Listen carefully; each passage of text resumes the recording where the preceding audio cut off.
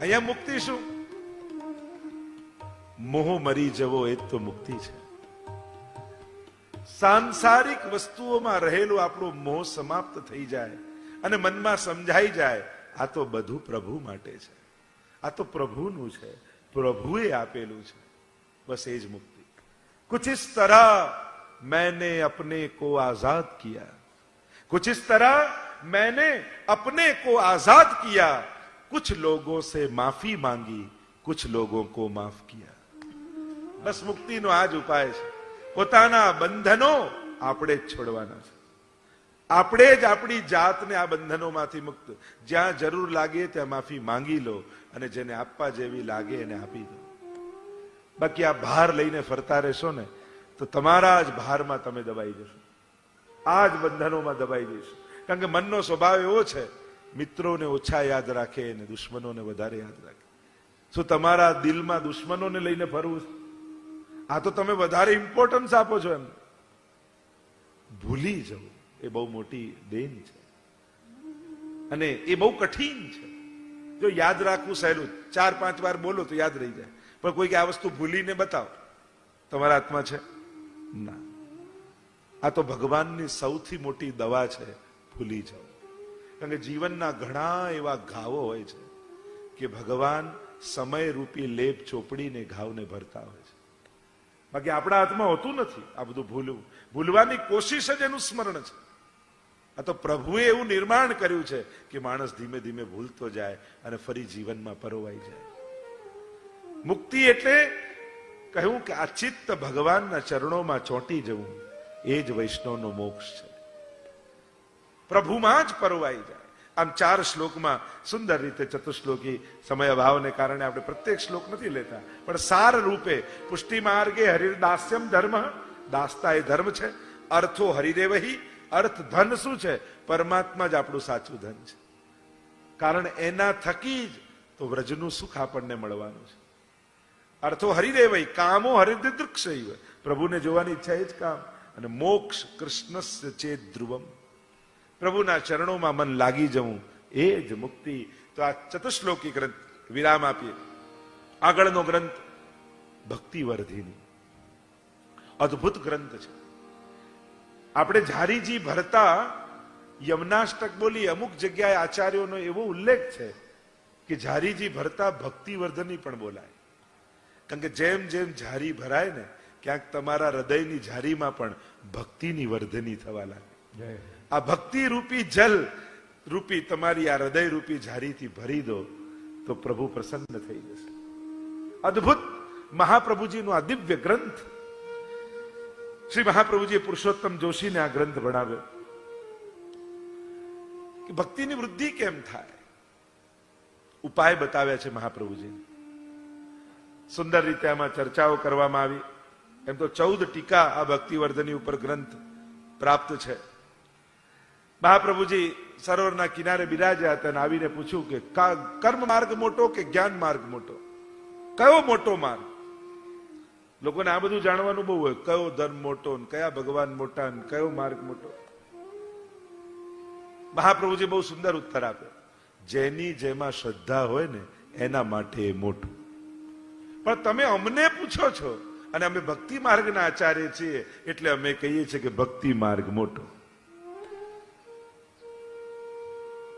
જ્ઞાન, કર્મ અને ભક્તિ, જેમ સાધારણ ભાષામાં સમજાવું.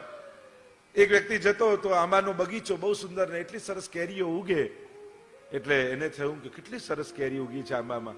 અંદર ગયો, માળીને બોલાવ્યો, બતાવો તે આંબો ઉગાડ્યો કઈ રીતે, કે આટલી બધી કેરી ઉગી, લાવ મને શીખવાડ, ફાવડો આપ. અને ફાવડો લઈને ખોદવા લાગ્યો, જમીન શીખવા લાગ્યો કઈ રીતે ઉગાડાય, બીજ વાવી.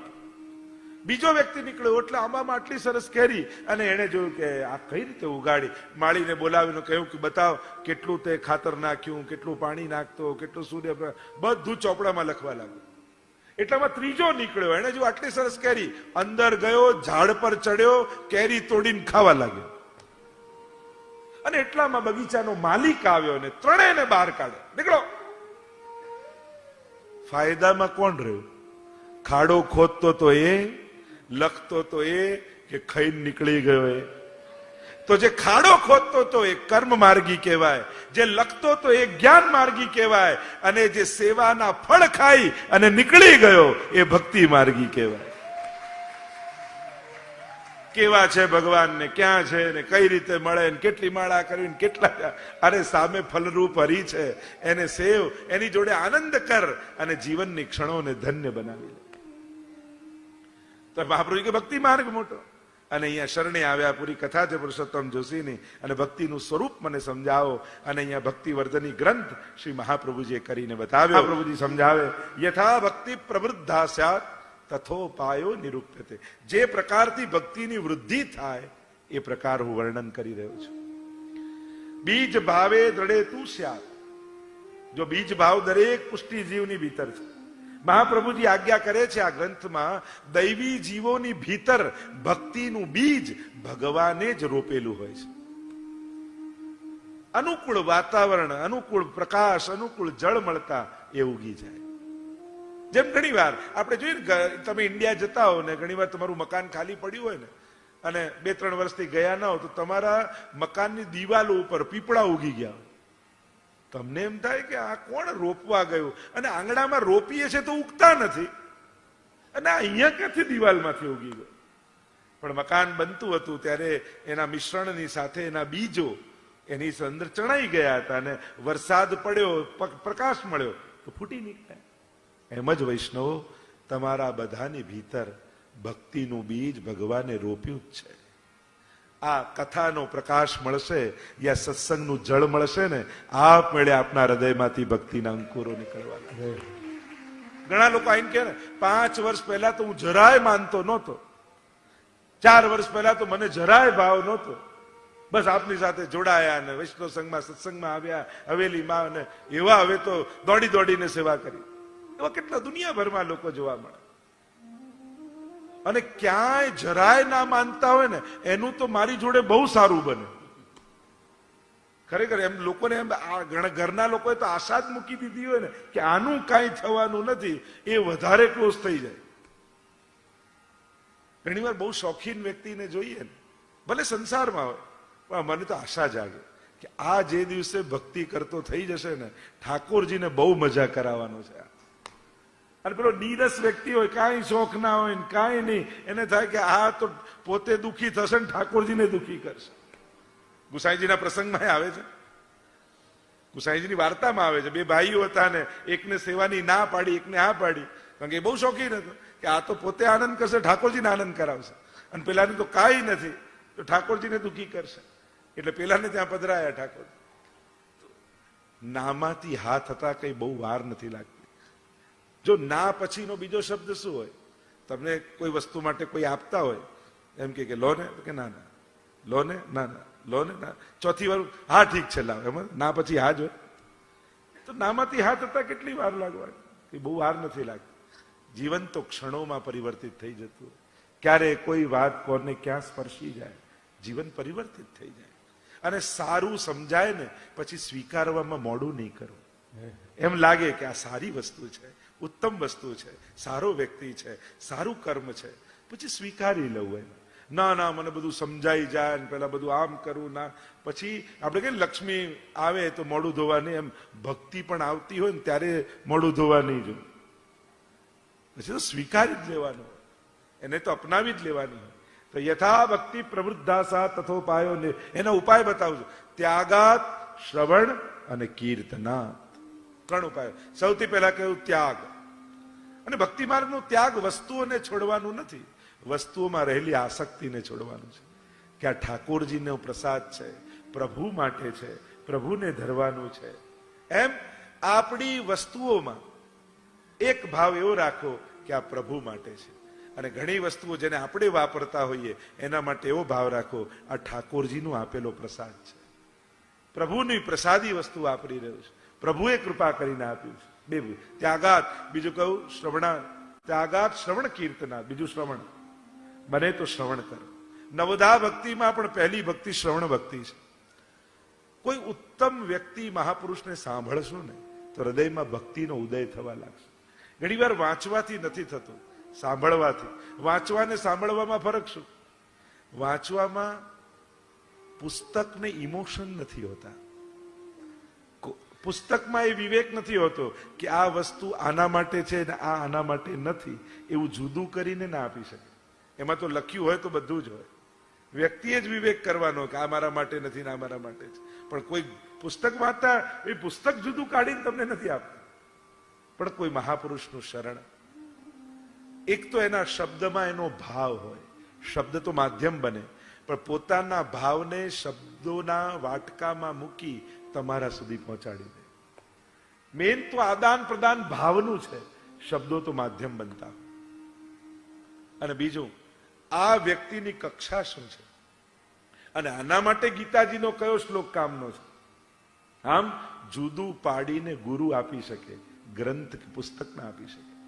અને એટલા માટે આપણે ત્યાં વાંચન ભક્તિ નવદા ભક્તિમાં નથી, પણ શ્રવણ ભક્તિ નવદા ભક્તિમાં છે. એટલે જ વેદને શ્રુતિ કહેતા. શ્રુતિ એટલે સાંભળવું. વેદને ગોખીને મોડે ન કરાય, સાંભળીને યાદ કરાય. ગુરુના મુખે જયારે સાંભળો એ તમને યાદ રહેવું, એટલે એને કહેવાય શ્રુતિ. તો ત્યાગાત શ્રવણ અને કીર્તનાત. કીર્તન એટલે કેવલ ગાવું જ નહીં. આજે મહાત્માની કથા કહું છું, કીર્તિનું ગાન એને પણ કીર્તન કહેવાય. કોઈ ભાગવત કથા કરે તો એ કથા પણ કીર્તન છે. કોઈ સત્સંગ કરે તો એ પણ કીર્તન જ કહેવાય. જેમાં પ્રભુની કીર્તિના ગાન કરવામાં આવે એ કીર્તન છે. અને ભજન તો છે જ, એ પણ એક પ્રકારનું કીર્તન છે. પણ આપણે ત્યાં શાસ્ત્રોમાં કીર્તન એટલે પ્રભુના મહાત્મ્યનું, કીર્તિનું ગાન. તો આ ત્રણ દ્વારા ભક્તિની વૃદ્ધિ થાય છે. અને આગળ મહાપ્રભુજી બીજા શ્લોકમાં સમજાવે, બીજ દાઢર્ય પ્રકારસ્તુ ગૃહે સ્થિત્વા સ્વધર્મતઃ અવ્યાવૃતો ભજેત કૃષ્ણં પૂજયા શ્રવણાદિભિઃ. બીજ દાઢર્ય, હવે બીજની દ્રઢતાનો પ્રકાર હું તમને સમજાવું છું કે રોપાયેલું બીજ દ્રઢ કઈ રીતે થઈ જાય. જો બીજ હોય અને તમારે પીપળો ખતમ કરવો હોય, ઝાડ ઉગ્યું હોય ખતમ કરવું હોય, ઝાડ ઘરમાં ઉગ્યું હોય, તો લોકો શું સલાહ, એના મૂળમાં એસિડ નાખી દો એટલે બળી જશે, પછી નહીં ઉગે. અને એસિડ જો નાખી દો તો ખતમ થઈ જાય. પણ જો એને શાશ્વત બનાવવું હોય તો એમાં અમૃત નાખો તો એ ચિરંજીવી બની જાય. આ લૌકિકતા એ એસિડ જેવું છે અને સત્સંગ એ અમૃત જેવું છે. બીજ છે ખરું, હવે એને દ્રઢ કરવાનો પ્રકાર શું? બીજ દાઢર્ય પ્રકારસ્તુ ગૃહે સ્થિત્વા સ્વધર્મતઃ.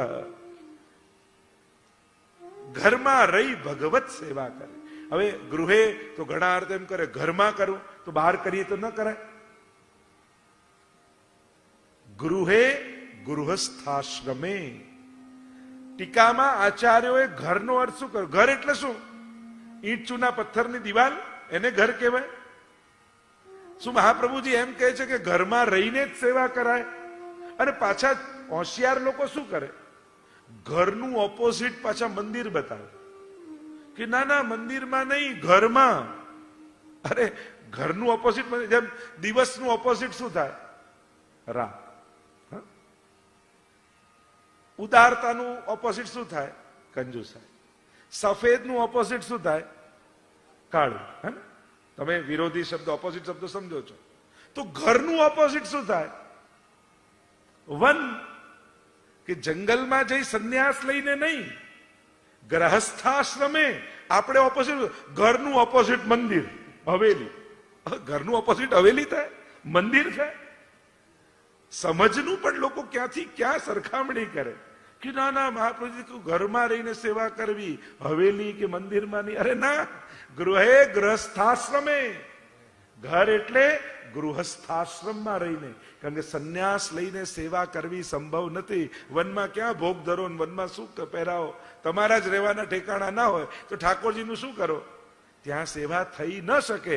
એટલા માટે ગૃહસ્થાશ્રમમાં પરિવાર સાથે, બાળકો સાથે, પત્નીઓ સાથે. એટલે એક કોઈ ભોજનની તૈયારી કરે પત્ની, બાળકો જઈને ત્યાં જઈને શાકભાજી લઈ આવે, કોઈ ક્યાંક બીજી મદદ કરે.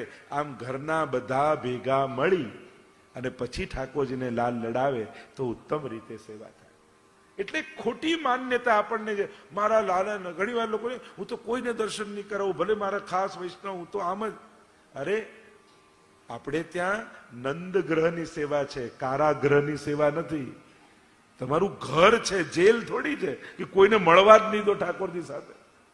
લોકો ઘણીવાર સિદ્ધાંતોનો એટલો બધો અતિરેક કરી લે છે ને કે પ્રભુ જાણે કેદખાનામાં આવે ને એ રીતે પૂરી રાખે.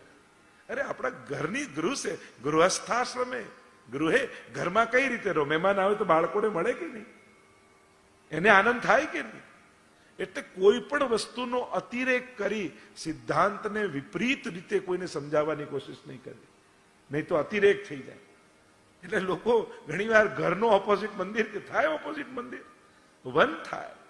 તો ગૃહસ્થાશ્રમમાં રહી અને વૈષ્ણવે સેવા કરવી અને અવ્યાવૃત્તો ભજેત કૃષ્ણ, અવ્યાવૃત બનીને ધીમે ધીમે ધીમે બધું જ લૌકિક કાર્યો છોડી અને સમગ્ર પ્રભુમય જીવન થઈ જાય અને અવ્યાવૃત્તિ વ્યાવૃત્તિ પણ છોડી અને પૂજયા શ્રવણાદિવી, પ્રભુની સેવા અને શ્રવણ કથા આદિ કરવા. એમ કરીને ત્રીજા શ્લોકમાં મહાપ્રભુ સમજાવે પણ અવ્યાવૃત ન થઈ શકીએ તો, નોકરી ધંધો ન છોડી શકીએ તો શું કરવું વૈષ્ણવે? તો ઉપાય બતાવતા મહાપ્રભુજી આજ્ઞા કરે, વ્યાવૃતોપી હરૌ ચિત્તં શ્રવણાદૌ યતેત સદા તતઃ પ્રેમ તથા શક્તિ વ્યસનમ ચ યદા ભવેત. તો મહાપ્રભુજી કહે જો વ્યાવૃત્તિ ન છોડી, વ્યાવૃત્તિ એટલે ધંધો નોકરી, વ્યાવૃતોપી હરૌ ચિત્તમ. મહાપ્રભુજી કે વ્યાવૃત્તિ કરો, ન છૂટી શકે તો કરો, પણ ચિત્ત હરિમાં રાખો. આ જે કમાઈશ તો મારા ઠાકોરજીને લાલ લડાવીશ, પ્રભુને વધીક ભોગ ધરીશ, પ્રભુ માટે સુંદર ઘર બાંધીશ. અને આવો ભાવ રાખી જો સેવક માલિક માટે કરે છે ને તો છેલ્લે માલિકનું મોટું ઘર થયું તો સેવકનું સુંદર થઈ જ જવાનું. એમ પ્રભુને નિમિત્ત બનાવીને ઘર બાંધો છો તો એક તો ઘર બાંધવાનો કર્મ બંધન નથી લાગતું અને સુખ ભોગવવાનો આનંદ હોય છે, એટલે પ્રભુ માટે બાંધ્યું છે. વ્યાવૃત્તોપી હરવ ચિત્તમ, વ્યાવૃત્તિ કરો ચિત્ત હરિમાં. નારાયણદાસજીની વાર્તા આપણે જોઈ હતી ને, ભૈયાજી ગોકુલ કબ ચલોગે, અને વારે ઘડીએ યાદ અપાવે અને મૂર્છિત થઈને પડી જાય. કાર્ય કરતા કરતા પણ મન ઠાકોરજી મારે. ગોપીજનો પણ એવા જ છે ને, વિક્રેતુ કામા કિલે ગોપ કન્યા મુરારી પાદાર્પિત ચિત્ત વૃત્તિ દધ્યાધિકમ મોહવશાદ વોચત ગોવિંદ દામોદર માધવેતિ. વ્યાવૃત્તિ કરતા કરતા પણ ચિત્ત હરિમાં. જો ને જેને લીલા મેવાની દુકાન હોય તેમ ઓ સારો મેવો લાવ ઠાકોરજી માટે મોકલાવ, ફૂલ નહીં કોઈ નહીં હોય પેલા ફૂલ ઠાકોરજી માટે મોકલાવ. કરીએ છીએ કામ જ, પણ એ કરતા કરતા પણ મનમાં વૃત્તિ પ્રભુ સાથે જોડી રાખીએ તો એ જ કાર્ય સેવા બની જાય છે. અનેક લોકો વિવિધ પ્રકારે આ રીતે લૌકિક કરતા કરતા પણ ચિત્ત હરિમાં રાખે અને આ રીતે કરતા કરતા પ્રભુનું શ્રવણ કીર્તન મનમાં કરતા કરતા મહાપ્રભુજી હવે ભક્તિની અવસ્થાઓ બતાવે છે. પ્રેમ, આસક્તિ અને વ્યસન, આ ભક્તિની કક્ષાઓ છે. પહેલા સ્નેહ હોય, સ્નેહમાંથી પ્રેમ થાય, પ્રેમ આસક્તિનું રૂપ ધારણ કરી લે. જો પહેલા પ્રેમ થાય એટલે પ્રભુ વગર રહેવું કઠિન લાગે, એમ થાય ઓ આજે ઠાકોરજીની સેવા ન થઈ, આજે મનમાં એમ, પછી આસક્તિ થઈ જાય અને આસક્તિ હવે તો સેવા વગર ચાલે જ નહીં. અરે પ્રભુના દર્શન ન કરે આજે આખો દિવસ મન ન લાગે અને એ જ આસક્તિ વ્યસન બની જાય. વ્યસની વ્યક્તિને કેવું હોય, જેનું વ્યસન કોઈને હોય એના વગર રહી જ ન શકે. ચા સવારે ન પીધી હોય ને માથું દુખે પણ મંગળાના દર્શન ન થયા હોય તો માથું ચડે? ચડવું જોઈએ. વ્યસન અવસ્થા કહેવાય કે એવું વ્યસન થઈ ગયું પ્રભુનું કે એને જોયા વગર ગમતું નથી, પ્રભુ વગર મન લાગતું નથી.